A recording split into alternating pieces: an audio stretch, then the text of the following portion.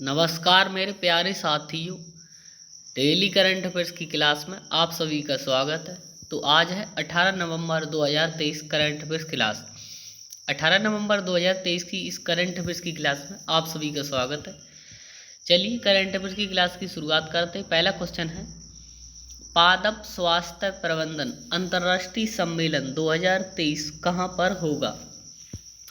तो पादप स्वास्थ्य प्रबंधन अंतर्राष्ट्रीय सम्मेलन 2023 कहाँ पर होगा? हैदराबाद में होगा। कहाँ पर होगा? हैदराबाद में। हैदराबाद में ये 15 से 18 जून तक चलेगा। कब? 15 से 18 जून तक चलेगा।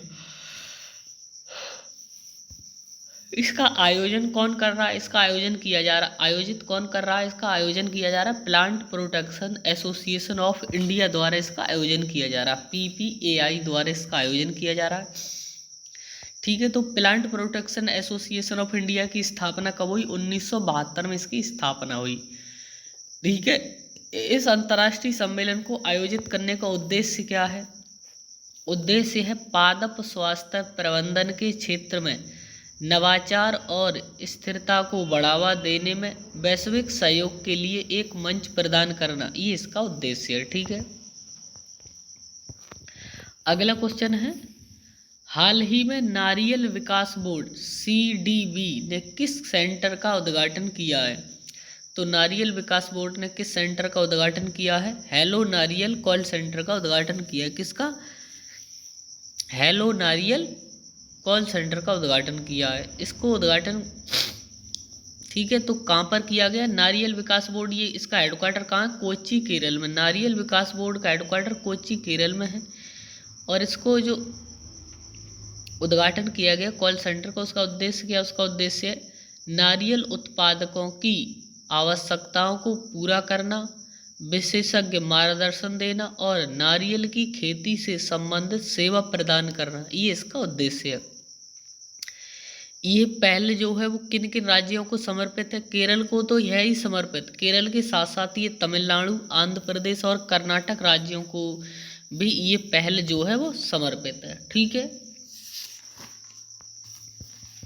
अगला क्वेश्चन है, हाल ही में भारतीय नौसेना ने कौन सी युद्धक पनडुब्बी लॉन्च की है? तो भारतीय नौसेना ने हाल ही में एक पनडुब्बी लॉन्च की, उसका नाम क्या है? अमिनी। इस पनडुब्बी का नाम क्या? अमिनी पनडुब्बी है। और ये चौथी पनडुब्बी लॉन्च की गई। स्वदेशी निर्माणित है, ये स्वदेश से निर्माणित ये पनडुब्बी है। 16 नवंबर को इसे लॉन्च किया गया। सैलो वाटर क्राफ्ट परियोजना के तहत ये बनाई गई है। किसके? सैलो वाटर क्राफ्ट परियोजना के तहत इसे बनाया गया। और ये लॉन्च कहाँ पर की गई?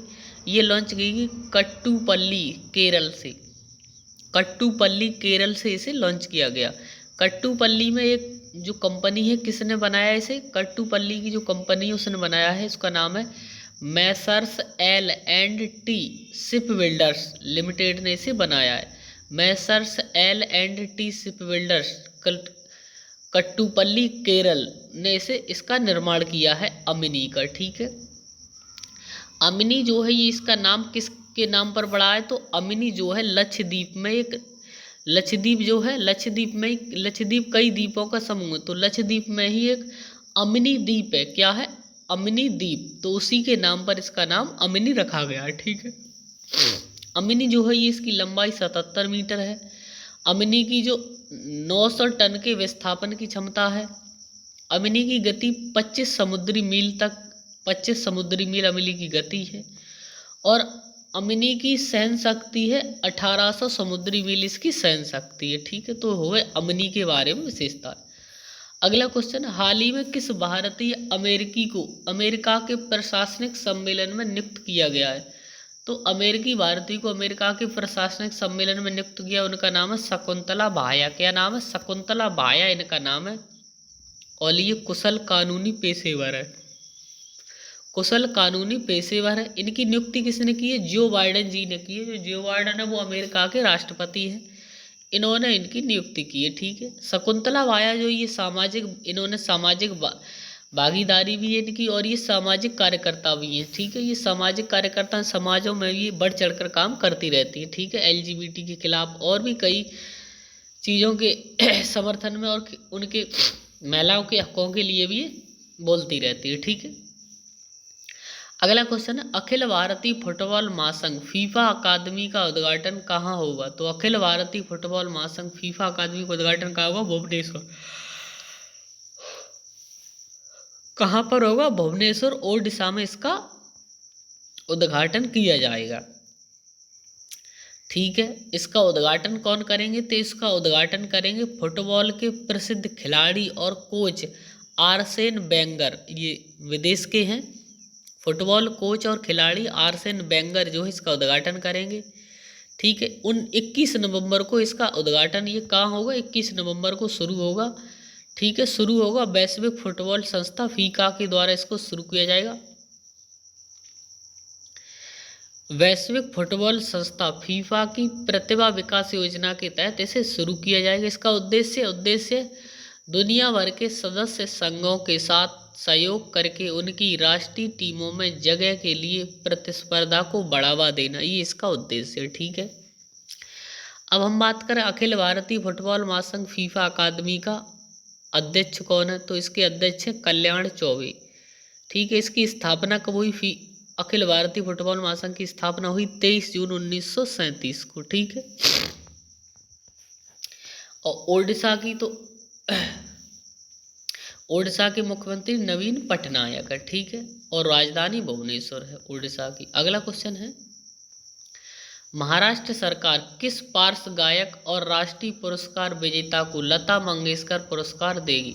तो महाराष्ट्र सरकार किस पार्श्व गायक और राष्ट्रीय पुरस्कार विजेता को लता मंगेशकर पुरस्कार देगी? तो उनका नाम है सुरेश ईश्वर वाडकर। क्या नाम है उनका? सुरेश ईश्वर वाडकर इनका नाम है, जो गायक हैं ये। और 68 वर्ष की उम्र में ये पुरस्कार इन्हें दिया जाएगा। घोषणा किसने की? इस पुरस्कार को देने की घोषणा की है महाराष्ट्र सरकार के सांस्कृतिक मामलों के मंत्री सुधीर मुंगतीवार ने। किसने? सुधीर मुंगतीवार ने घोषणा की है, जो सांस्कृतिक मामलों के मंत्री महाराष्ट्र सरकार में। इनका जन्म कहाँ हुआ? सुरेश ईश्वर वाडकर का जन्म हुआ कोल्हापुर महाराष्ट्र में इनका जन्म हुआ, ठीक है। तो ये महाराष्ट्र के रहने वाले हैं। अगला क्वेश्चन है, हाल ही में भारत श्रीलंका का संयुक्त सैन्य अभ्यास कहाँ आयोजित हो रहा है? तो भारत श्रीलंका का संयुक्त सैन्य अभ्यास कहाँ आयोजित हो रहा है? पुणे महाराष्ट्र में इसका आयोजन हो रहा है। कहाँ पर? पुणे महाराष्ट्र में इसका आयोजन हो रहा है। और संयुक्त सैन्य अभ्यास का नाम क्या? मित्र शक्ति युद्ध अभ्यास इसका नाम है। क्या नाम है? मित्र शक्ति 2023 इसका नाम है। और ये इसका संस्करण कौन सा? इसका संस्करण है 9वां इसका संस्करण है। 16 नवंबर से लेकर 29 नवंबर तक इसका आयोजन किया जाए। कब से? 16 नवंबर से लेकर 29 नवंबर तक इसका आयोजन चलेगा। मानव रहित हवाई प्रणालियाँ इसमें शामिल होंगी। मानव रहित हवाई प्रणालियाँ इसमें शामिल होंगी। 2021 में इसका आयोजन श्रीलंका में हुआ था। कहाँ पर? 2021 में इसका आयोजन श्रीलंका में हुआ। 2022 में इसका आयोजन नहीं हुआ। इस उद्देश्य क्या है? इसको आयोजित करने का उद्देश्य युद्ध कौशल के व्यापक विचारों और प्रथाओं का आदान प्रदान करना, ये इसका उद्देश्य। और द्विपक्षीय संबंधों को बढ़ावा देना, उन्हें मजबूत करना, ये भी इसका उद्देश्य है, ठीक है। अगला क्वेश्चन है, 96वें ऑस्कर पुरस्कारों की मेजबानी कौन करेगा? तो 96वें ऑस्कर पुरस्कारों की मेजबानी कौन करेगा? Jimmy Kimmel. कौन करेंगे? जिमी किमेल इसकी मेजबानी करेंगे 2024 में। कब? 2024 में। 2023 में भी इन्होंने इसकी मेजबानी की थी, ठीक है। तो इसके आयोजनकर्ता प्लस इसकी घोषणा, आयोजनकर्ता और घोषणा किसने की है? Academy of motion pictures arts and sciences, ये इसकी आयोजनकर्ता भी और इसकी घोषणा इसी ने की है, ठीक है। इसका आयोजन कहाँ होगा? इसका आयोजन आयोजित कब होगा? ये 10 मार्च 2023 को इसका आयोजन होगा। तो उसी में वो मेजबानी करेंगे। हॉलीवुड में डॉल्बी थिएटर में इसका आयोजन किया जाएगा। जो हॉलीवुड है ये एक जगह है, हॉलीवुड, ठीक है। अमेरिका में एक जगह है हॉलीवुड, तो उसी के नाम पर हॉलीवुड फिल्म रखी गई है, उसकी फिल्मों को बोल दिया गया है, ठीक है। तो हॉलीवुड जगह पर डॉली थिएटर में इसका आयोजन होगा, ठीक। अगला क्वेश्चन है, भारत ऑस्ट्रेलिया के बीच वर्ल्ड कप 2023 का फाइनल मुकाबला कहाँ होगा? तो भारत ऑस्ट्रेलिया के बीच वर्ल्ड कप 2023 का फाइनल मुकाबला कहाँ होगा? नरेंद्र मोदी स्टेडियम अहमदाबाद गुजरात में होगा। कहाँ पर? नरेंद्र मोदी स्टेडियम अहमदाबाद गुजरात में इसका आयोजन होगा। ये विश्व कप नरेंद्र मोदी स्टेडियम जो ये विश्व का सबसे बड़ा स्टेडियम है, ठीक है। विश्व का सबसे बड़ा स्टेडियम। आयोजन कब होगा? 19 नवंबर को इसका आयोजन किया जाएगा। ठीक है। ऑस्ट्रेलिया जो अब बात करें हम थोड़ा इनके बारे में, तो ऑस्ट्रेलिया 8वीं बार फाइनल में पहुंच गई है। ठीक है, 8वीं बार ऑस्ट्रेलिया फाइनल में पहुंची। ऑस्ट्रेलिया कब कब फाइनल में पहुंची? ठीक है, वो ऑस्ट्रेलिया ने, एक तरह से सोचो कि ऑस्ट्रेलिया ने वर्ल्ड कप कब कब जीता, पहले ये इसके बारे में बात करें तो ऑस्ट्रेलिया में 1987 में वर्ल्ड कप जीता, ऑस्ट्रेलिया ने 1999 में जीता, ऑस्ट्रेलिया ने 2003 में वर्ल्ड कप जीता, ऑस्ट्रेलिया ने 2007 में वर्ल्ड कप जीता और ऑस्ट्रेलिया ने 2015 में वर्ल्ड कप जीता।